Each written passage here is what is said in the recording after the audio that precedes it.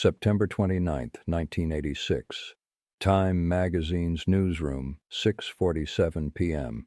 The editor held the cover proof in his hands, studying the photograph that would change everything. John Gotti, 46 years old, staring directly into the camera lens. Not the usual shadowy crime boss image. This was different. This was a man who wanted to be seen.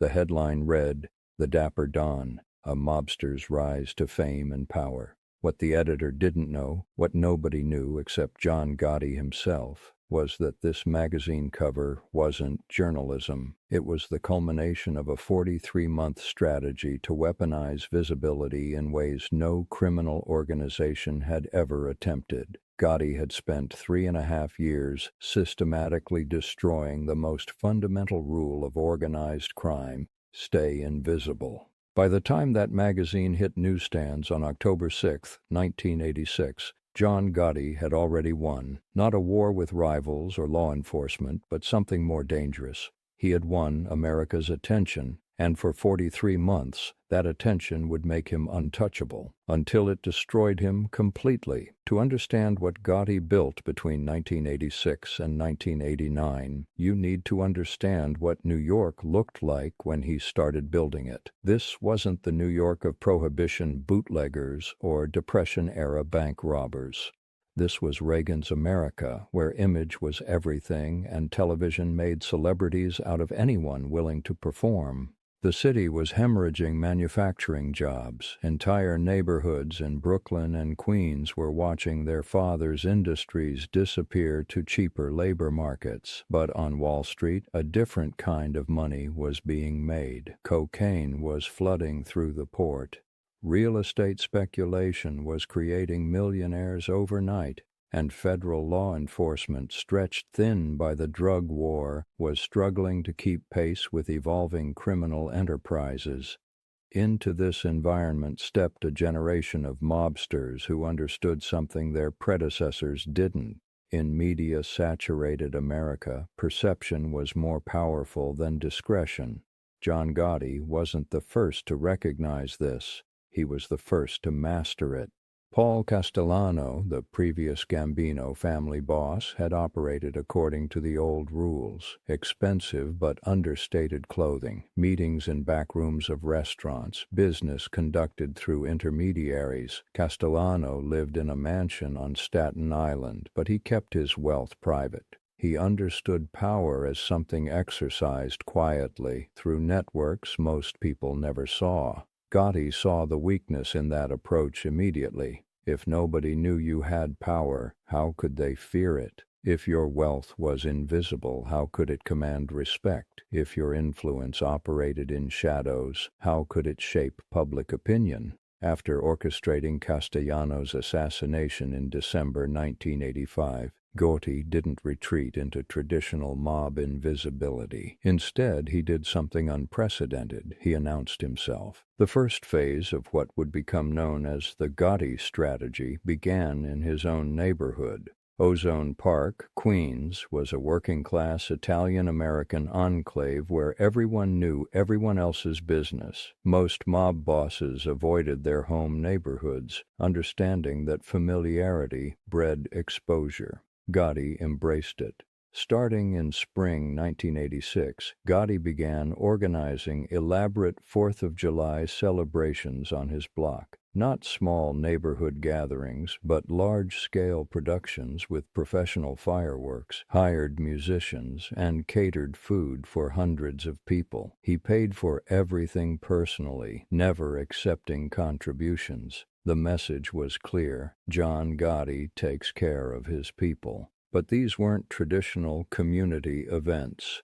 They were carefully orchestrated media opportunities. Gotti would arrive at his own parties wearing suits that cost more than most attendees earned in a month.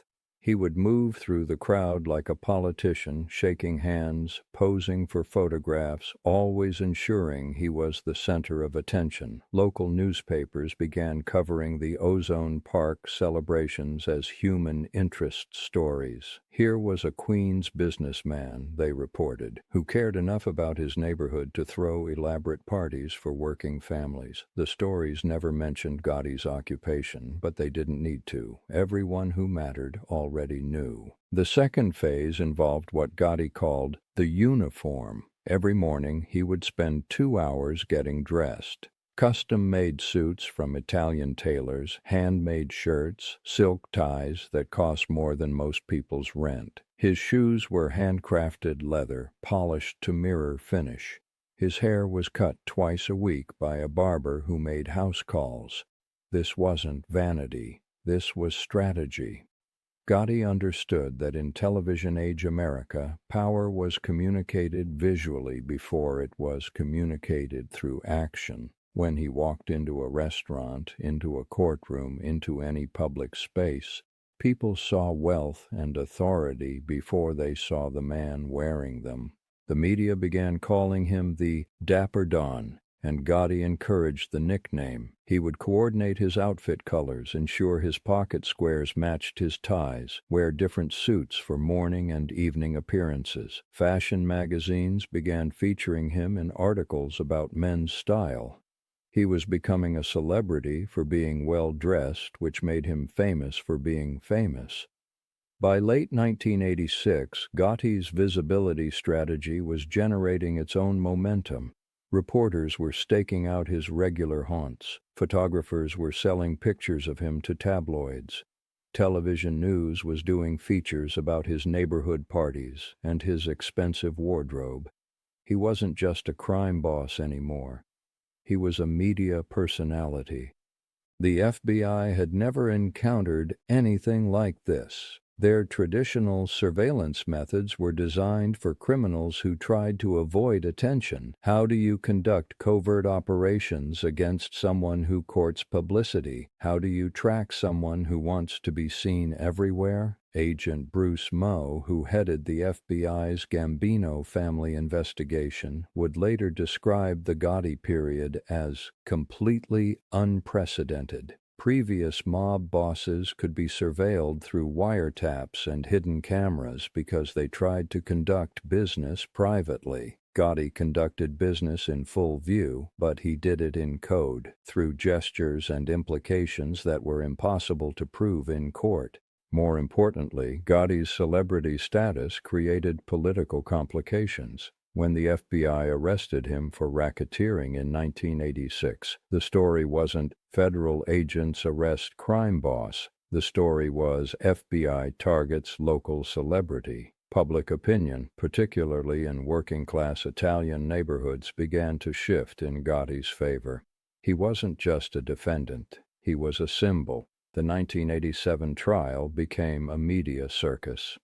Gotti arrived at court each day in a different expensive suit, surrounded by supporters, signing autographs for fans. Inside the courtroom, his lawyers argued that he was being prosecuted for his lifestyle, not for any crimes. Outside, protesters carried signs defending him as a victim of government persecution. When the jury acquitted him on all charges, Gotti threw a party in Queens that attracted over 1,000 people. Local television stations covered it live. He gave impromptu interviews, posed for photographs, and behaved like a politician who had just won an election. The media began calling him the Teflon Don, suggesting that criminal charges couldn't stick to him, but the nickname missed the point. Charges weren't failing to stick because of legal technicalities. They were failing because Gotti had successfully positioned himself as a celebrity victim rather than a criminal defendant. This was the height of Gotti's power. Between 1987 and 1989, he operated with virtual immunity. Law enforcement struggled to build cases against someone who conducted business in public. Politicians hesitated to criticize someone with genuine popular support in key voting districts. Media coverage focused more on his fashion choices than his alleged crimes. But visibility that generates power also generates vulnerability. By 1988, Gotti's celebrity status was attracting attention from federal authorities who had never cared about traditional organized crime. The Drug Enforcement Administration began investigating his involvement in narcotics trafficking. The Internal Revenue Service started auditing his tax returns. The Treasury Department began scrutinizing his financial transactions. More dangerously, Gotti's media strategy was creating resentment within his own organization. Traditional mob bosses like Vincent Gigante of the Genovese family were disgusted by Gotti's publicity seeking. They began sharing information with federal authorities, not because they supported law enforcement, but because they wanted to eliminate someone who was bringing unwanted attention to all organized crime. The end began with technology Gotti hadn't anticipated. In 1989, federal agents managed to install listening devices in an apartment above the Ravenite Social Club, where Gotti conducted business. For months, they recorded his conversations about murders, extortion, and racketeering, but they also recorded something more damaging: Gotti's private comments about his own celebrity strategy. In transcripts that would later be used in court, Gotti could be heard explaining to associates how media attention was more valuable than traditional criminal income. "These people," he said, referring to reporters and television producers, "they make me bigger than I am. They make me untouchable." He was wrong. The same visibility that had protected him was now providing evidence against him. Every photograph, every interview, every public appearance was being used to establish a pattern of leadership and coordination. The media attention that had made him famous was now documenting his criminal activities. The final phase began in December 1990, when federal agents arrested Gotti for racketeering, murder, and conspiracy. This time, they had more than circumstantial evidence. They had recordings of Gotti discussing specific crimes. They had testimony from associates who felt betrayed by his publicity seeking. Most importantly, they had Salvatore "Sammy the Bull" Gravano. Gravano, Gotti's underboss and closest ally, had grown resentful of his boss's celebrity status. In the recorded conversations, Gotti could be heard insulting Gravano and taking credit for crimes they had committed together. When federal agents offered Gravano a plea deal in exchange for testimony, he accepted immediately. The trial began in January 1992. This time, there were no crowds of supporters, no fashion commentary, no celebrity treatment.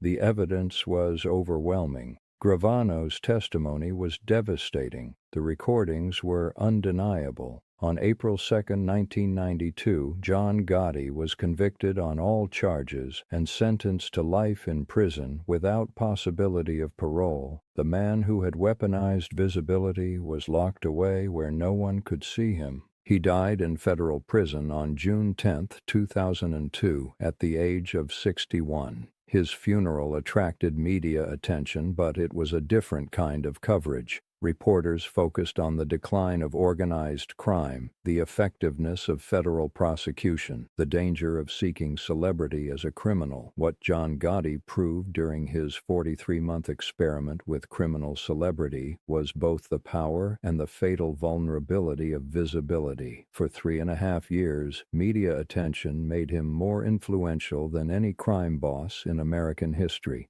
It also guaranteed his eventual destruction. The FBI agent who finally brought him down, Bruce Moo, would later observe, "Gotti thought he could control the media, but media attention doesn't just make you famous. It documents everything you do. Every strength becomes evidence. Every public appearance becomes proof of leadership. Every interview becomes testimony." In the end, John Gotti's greatest innovation was also his fatal mistake. He proved that in media-age America, even criminal power could be built through celebrity. He also proved that celebrity, once achieved, becomes impossible to control. The Time magazine cover from September 1986 still hangs in the FBI Academy at Quantico, used as a teaching tool for agents studying organized crime, not as an example of successful criminal leadership, but as a warning about the seductive danger of seeking attention in a profession that demands invisibility.